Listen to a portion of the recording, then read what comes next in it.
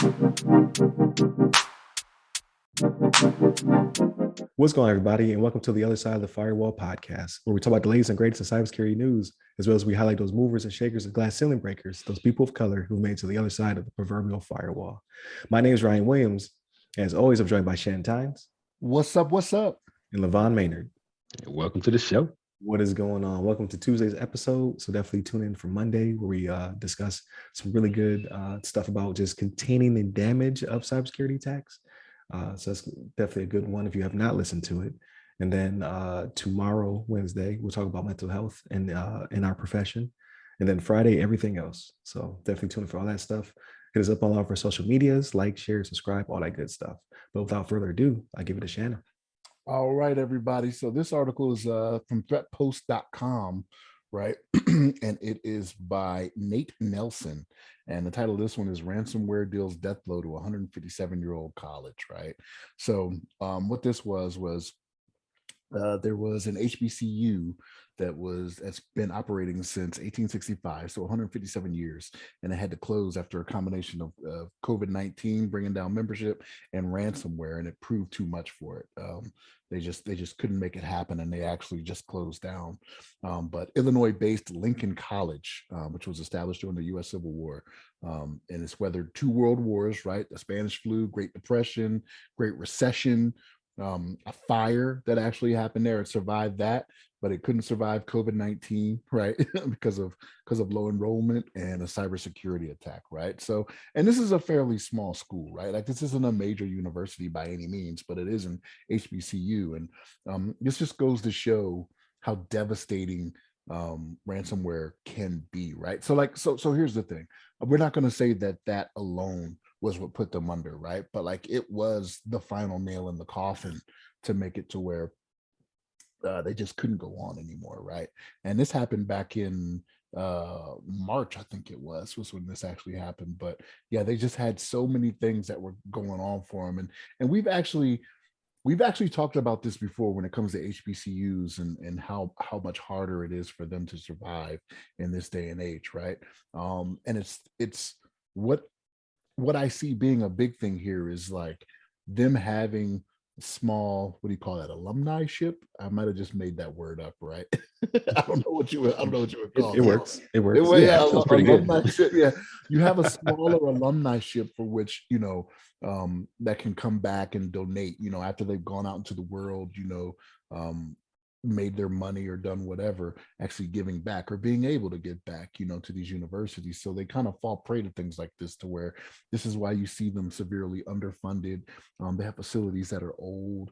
I know we've brought this up before about the movie Hidden Figures, right? Was filmed at an HBCU, right? And that's to give the look, because that college had the look of the 60s, you know what I mean, when that actually took place. But yeah, this is why this is one of those things where it's sad to see, right? A school, it's 157 years old, right? Started for the during the Civil War, and when it comes to HBCUs, there's only like, I want to say it was like, I could be wrong on this number, but it's slightly over 100. I want to say it's like 113 or something like that we have in the country, right? But and actually, this was the second school in that town that actually shut down. Though, as I started looking more into this, there was another school that shut down before, and this is actually affecting the town now, right? So, like, you had two schools that shut down, so now you don't have these students that are putting money into the economy or doing anything there. So, like, these are the far-reaching effects of what this is. It's not just a school shutting down to where people can't go and get their education, but it's actually affecting a whole community. You know what I'm saying? So. That's just some of the devastating effects of ransomware and cybersecurity and how it can do a place in, and it's a sad thing to see. But LeVon, what you got on this, man?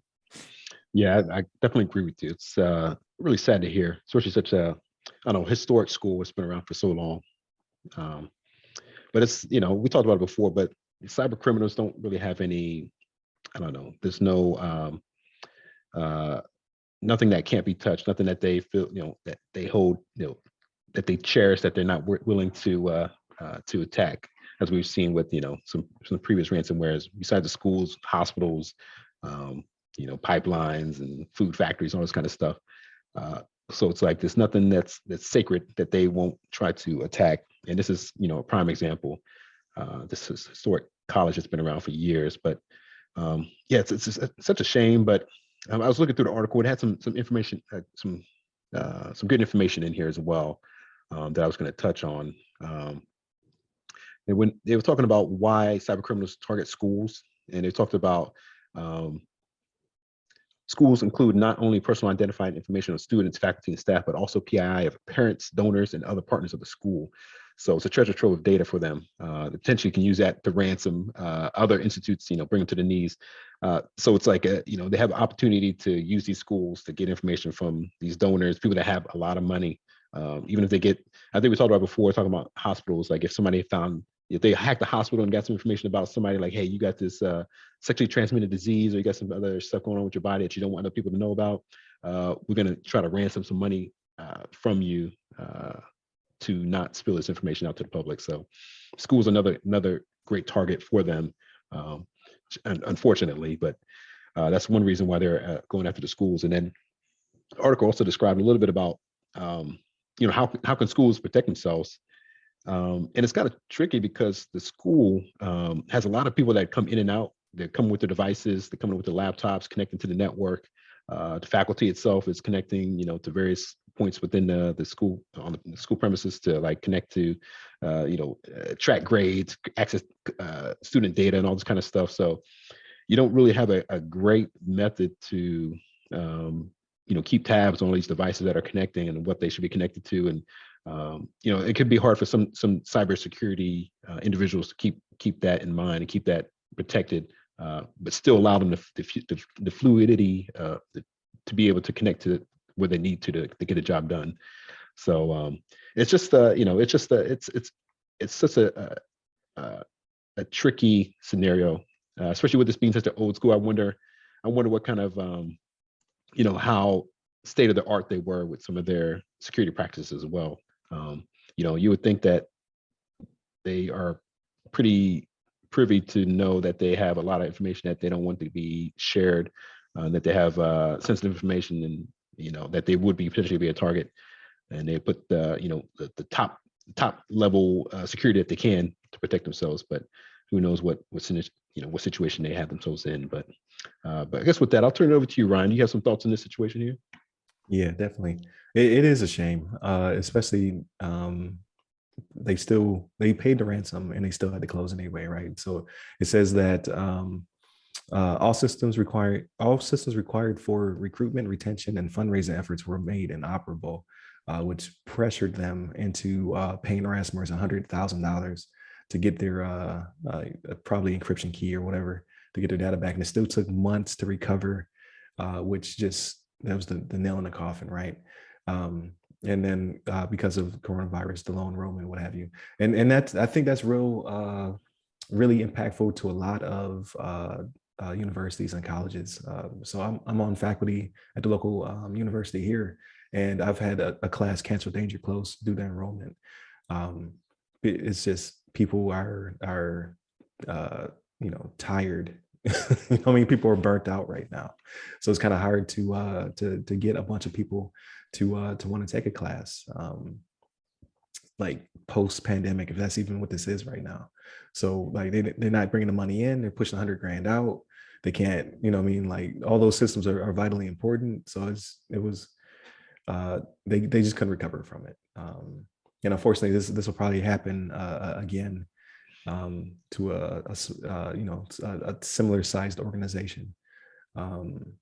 And it's really nothing you can do about it except for the money that you do have put into those resources to protect them. But again, it's a balancing act. Like who's to say they didn't need that money to do something else, to try to bring in more students? So it's unfortunate. Again, don't pay your ransomers. In this case, they probably felt they had no choice but to do so. But it didn't help. It didn't stop the bleeding, and they eventually had to shut the doors anyway. So it was not, in my opinion, was not worth it. So it definitely is unfortunate. So with that being said, though, I mean, the disclosure I think will help out. Like I've seen this article circulating a lot of my different timelines of social media, so I think it'll get the message out there. Like, hey, listen, it did not work out for them, so we should also not do this. I think that might be the only silver lining to the story, is like it's a warning to similar sized colleges and universities and what have you. Like, hey, listen, like don't pay them that money. So what this could also do, right, is this could, like, seeing this happen, maybe some of these schools will take advantage. I believe it was SZA, right? I believe it was when we had Gabe on, when they were talking about how their volunteer information for these schools to have better cybersecurity and Right. possibly help them with things. Like, it may, I know we're putting it out there, right? Like, we doing our part trying to put it out there to the masses, right? Just Right. need y'all to listen. You know what's going on over here, other side of the firewall. You know what's up, but but no, like, it may steer them in that direction, like, man, what could we do? And then all of a sudden they start reading up and be like, oh, CISA will help us with this, right? And Right. partnership with the FBI and things like this. Oh, they'll do this for us, or they'll help us with this, or there's these best practices that we have that we could do that don't cost us a lot. So that's the unfortunate benefit of this, right? Like, Right. something drastic like this has to happen for people to get out, to reach out and read and see those other things that are available to them, other tools available to them.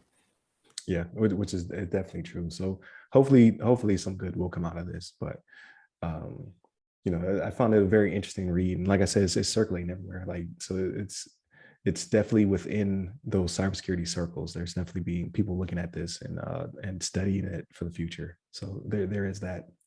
But with that being said, please continue to tune in. Definitely check out tomorrow's episode dealing with just mental health in the profession.